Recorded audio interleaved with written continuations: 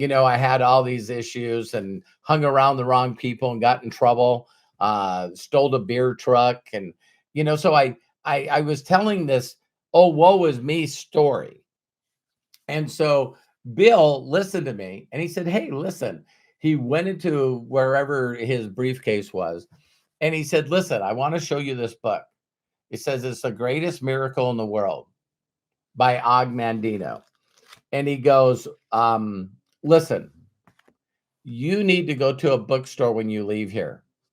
You got to get that book and you got to read it. And when he said that, I didn't say, well, I don't read books. I'm dyslexic.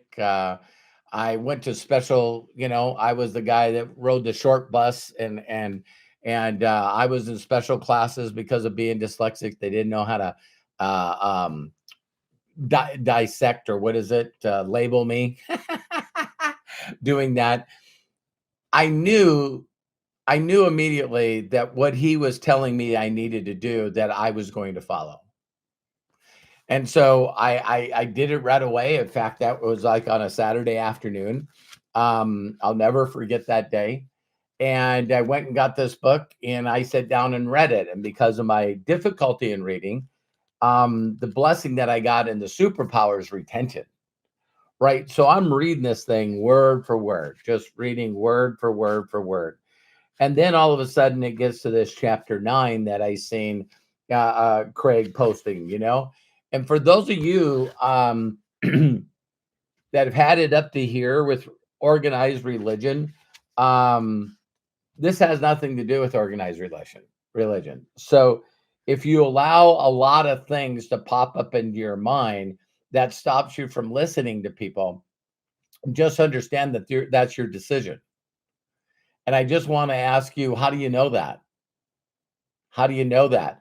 Why wouldn't you read something unjudgmental, or trying to find red flags, or trying to find another reason why you should stay where you are, instead of being more successful, whatever that definition is, more happy, whatever that definition is, more successful, whatever that is, right? And so when I read the book and it got to chapter 9 and I read it, it changed my whole life. Now, I believe that this book changed my whole life is because I was ready for change and I had already made a decision to change, right? And so when I read this book, of course, when I got done to chapter 9 and tried to pull myself together, I just immediately realized by reading this book that I was a miracle, that I was unique, that I didn't have to be like anybody else and no one had to be like me.